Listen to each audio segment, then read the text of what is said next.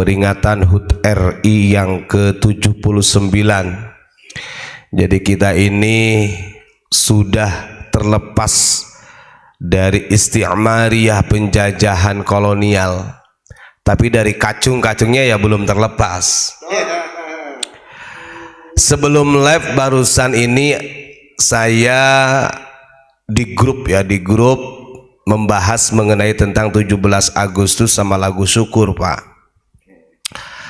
Ada yang bertanya, ini katanya, dan ini menjadi premingan Mukibin, Pak, bahwa lagu 17 Agustus sama syukur ini kan diciptakan oleh Haji Muthohar, dan itu adalah Habib menurut mereka. Karena memang yang tertulis, yang sekarang yang beredar baik di media sosial ataupun buku-buku terbaru itu Habib Hussein bin Salim Muthohar gitu kan. Sehingga ini menjadi framingan yang sangat kuat, seolah-olah bahwa pejuang-pejuang kebangsaan ini ya dari klan Ba'alawi. Tapi ada yang bikin saya tercengangah, bahasanya begitu, Pak. Ternyata di grup itu ada yang mengeluarkan manuskrip. Sebenarnya begini, kata salah satu, gak saya sebutin namanya, tapi saya sudah simpan manuskripnya. Beliau ini bukan Habib Gus katanya, karena itu lagi ramai, Pak, di grup ramai. Beliau ini adalah keturunan Al-Hasani, sehingga syahadah yang diberikan oleh negara kepada beliau, catatannya itu adalah Syarif Raden Syarif Umar Abdullah Muthohar. Dan kalau kita lihat dari manuskrip itu, Pak, memang fotonya sama, cuman manuskrip ini lebih lama. Ini bisa lebih didekatin, Kang Amar. Ya ini buat, ya nanti kalau orang penasaran ya nanti saya kasih kontaknya orang yang punya manuskripnya.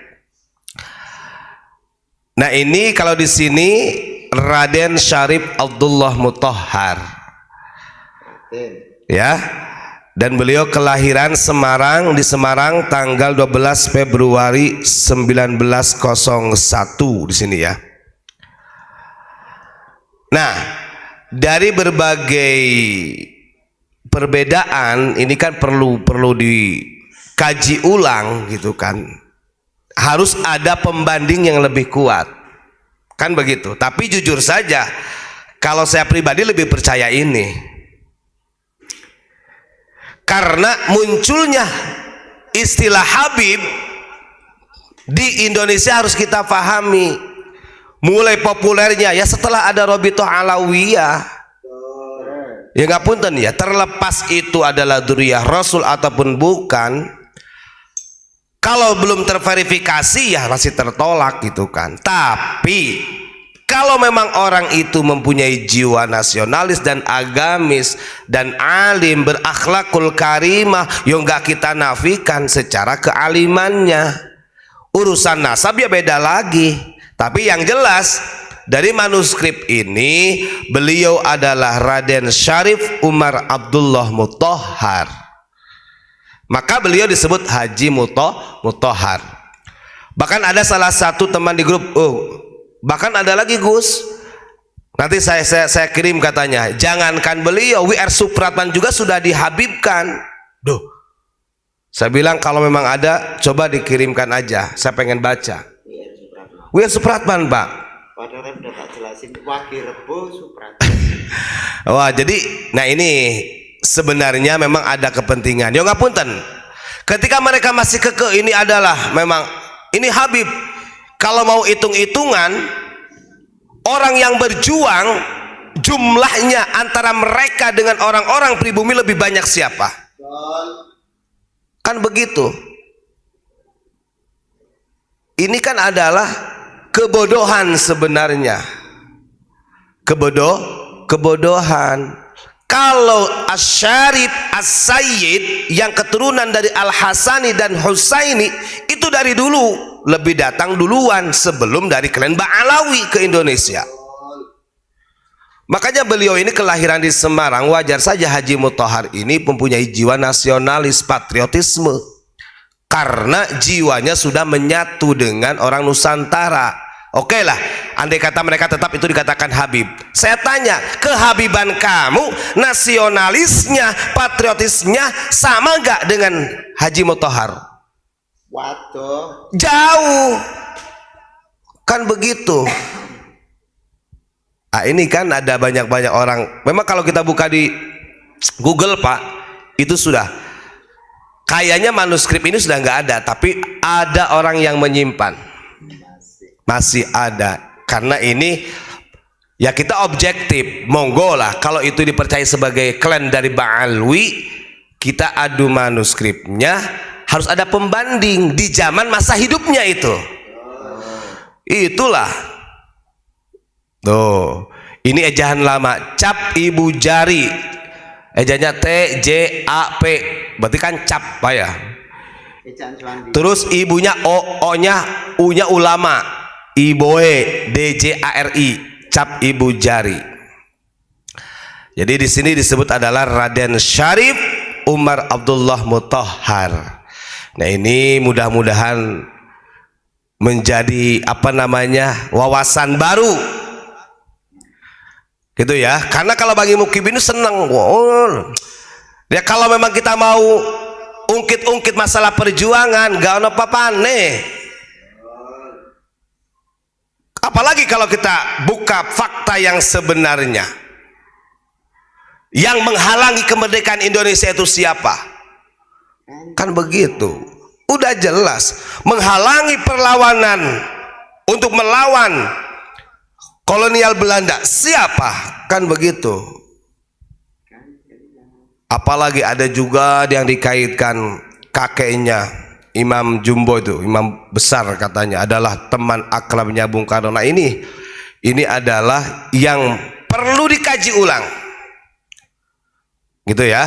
Perlu dikaji ulang dan harus ada manuskrip atau data pembanding. Jangan sekarang karena kemudian diberi kebebasan untuk bernarasi, men-share di media sosial, dengan mudahnya ini kemudian diba'alwikan, dihabibkan. Tidak seperti itu permainannya, bro, saudare, itu ya. Nah, ini miris. Nanti saya akan nunggu apa namanya dari keterangan yang menghabibkan US Supratman, ada aja. Karena begini Pak, akhirnya pada saat ini seolah-olah zuriyah Rasul, zuriyah Nabi itu adalah Habib tok di Indonesia itu. Betul. Itu yang menjadi kata kunci. Padahal As-Sayyid Asy-Syarif dari dulu sebelum Habib itu datang belum ada. Maka betul kata Syekh Nawawi, fastilahu ba'di ahlil bilad. Istilah buat dzurriyyah Rasul yang namanya Habib atau Hubabah atau Hababah itu fastilahu ba'di ahlil bilad. Menurut sebagian penduduk negeri, ba'din. Ngerti bahasa Arab ora? Dan itu kata Syekh Nawawi dalam sarahnya Uqudul Ijan, fastilahul aktsar. Kalau menurut istilah kebanyakan negara, bahwa dzurriyyah Rasul itu adalah As-Sayyid atau Asy-Syarif. Begitu loh. Nih, kalau kita belajar tentang bahasa itu berarti oh ini ba'din, ini sebagian. Kemudian aktsar, lebih banyak. Bagian besar. Kita mau ikut pendapat yang mana? Artinya Syekh Nawawi juga ya, karena beliau ini berakhlakul karimah, tidak menjustis. Monggo. Mau ikut istilah yang mana yang diikuti? Yang kau ikuti dan yang kau percayai sebagai dzurriyyah Rasul. Makanya di dalam catatan penghargaan kepahlawanannya beliau tertulis Raden Syarif Umar Abdullah Mutahhar. Makanya beliau itu diberi dalam namanya nggak memberikan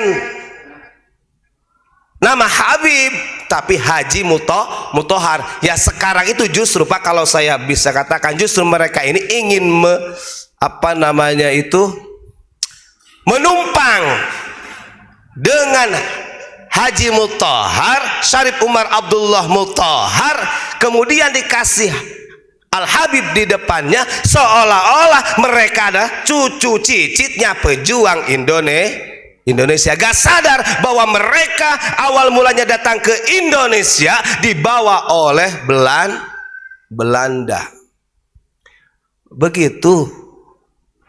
Ya nanti ya kalau ada orang yang penasaran nanti kita kasih kontaknya orang yang punya manuskripnya, begitu ya. Kalau saya penyambung lidah karena kebetulan beliaunya mungkin belum sempat bisa menyampaikan narasi.